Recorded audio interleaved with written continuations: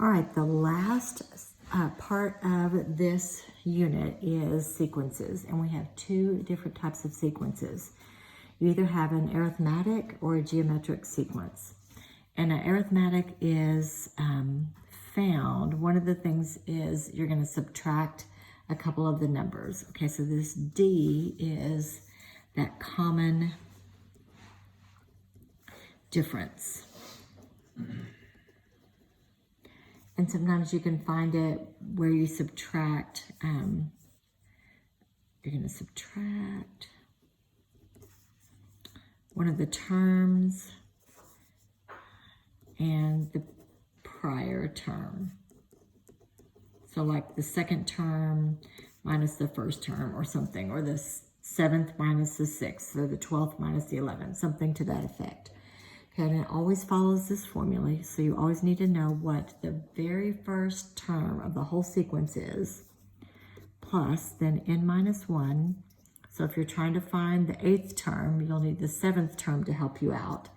And then it's always multiplied by that common difference. So that's the formula that you use for an arithmetic series, or sequence, sorry.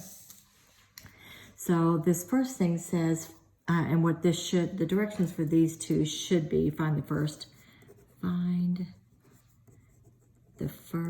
four terms. Okay, so we're going to use to find, so a sub 1 is just given to us very nicely. Okay, so a sub 2, we're going to be able to use some of the things that they've given us. Okay, so I'm going to use the 200, okay, plus n minus 1. So if I'm trying to find the second term, 2 minus 1, so 2 minus 1 times the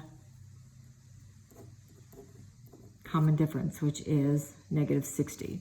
So 2 minus 1 is 2, so you really have 200 plus 1 times negative 60, which is negative 60, so that makes that 140, okay? So now to find the third term, again, you're going to use 200, and now it's 3 minus 1 times negative 60. So that's going to be 200 plus, so that's a 2, so that's a negative 120. So that's going to be, did I do that right? 140, yep. Okay, so that's 80. Then to find the fourth term, again, you're coming back to that 200, and then it's 4 minus 1, so 3 times 60, so that's going to be 200 minus 180, so then that's 20. So our first four numbers are 200, 140, 80, and 20. Okay, so let's do this for this next one. Okay, so they're telling me my a sub 1 is negative 1. Now I need to find 2 and 3 and 4. So I'm going to use negative 8 plus 2 minus 1 times that common difference that they just handed us, 5. Okay, so that's going to make negative 8 plus 5 is negative 3.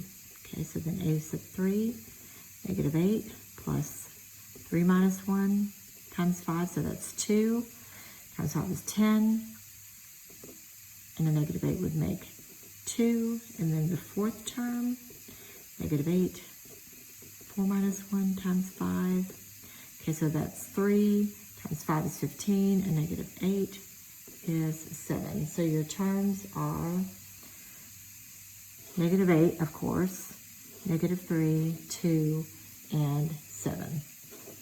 Okay, then we'll give us another one. Now they're saying find the 16th term when you know these things. Okay, so to find the 16th term, I'm going to need, so a sub 1 plus n minus 1 times your common difference of 2. Okay, so a 16 is going to equal, my first term is 9, and then 16 minus 1, because it'll take the 15th term to help you with the 16th term, times 2. Okay, so then that's 9. 16 minus 1 is 15. So 15 times 2, so that's 30 plus 9, 39. Okay, now the 200th term. So you wouldn't want to list out 200 terms because, you know, you've got a life. So that sounds awful to try to find that. So A200, we're still going to need that first term. So they're telling us in this situation, that's 40 plus n minus 1, and the common difference they're just telling us is 5. Okay, so then that's negative 40. That's 200 minus 1 times, 5. So that's 199 times 5, and then there'll be a negative 40. So 199 times 5, then that's 40. So the A200, the 200th term is 955. Okay, so the other type of sequence is a geometric sequence. And that is when you're actually going to multiply, and realize that multiplying and dividing are, you know, hand in hand. So you're going to need a common ratio, and that also is where you do a fraction, which will get you either a whole number, decimal, or a fraction, whatever, of at least 2 terms. So that was a lot of gibberish. So the way you would find it is the n minus 1 over n. So if you were trying to find the ratio, you might use the 3rd term and the 4th term. You might use the 22nd term and the 23rd term. So it just depends on what they happen to hand you. Okay, and the other thing that you're going to need is n minus 1 times that common ratio. So you'll need the prior term and the common ratio to figure out different things along the way. So this first set of directions should have said find the first 4 terms. Okay, so they're very nice, and they're giving us a sub 1. So we got that. And then a sub 2 is going to be using the prior term. So right there, they've given it to me, 4, and the common ratio is 3. So 4 times 3 is 12. But now, to find the 3rd term, I need that 2nd term. Okay, so that's 12, and my common ratio is 3. So that's 36. Then to find the 4th term, I'm going to need the 3rd term, which happened to be 36, times 3. And I wish that I was better at mental math. I am not. So that's 108. Okay, so now this next one, find the first 4 terms. A sub 1, a sub 2, a sub 3, a sub 4. And I hope I spaced these out well. 24. Okay.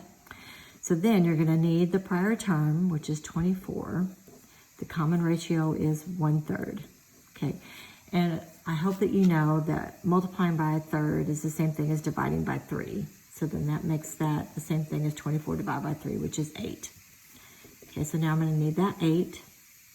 It's going to get multiplied by 1/3. This is going to be kind of ugly. It's just 8/3. Then I'm going to need that kind of ugly 8/3. It's going to get multiplied by 1/3, and that's going to be the same thing as 8/9. All right, so now the next thing it's asking me is to find, the directions weren't listed here, so sorry. This is find the common ratio.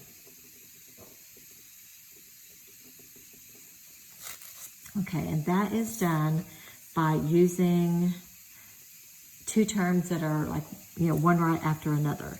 So 3 and 12, 12 and 48, 48 and 192. But you're going to take 12 over 3, okay, 12 and 3.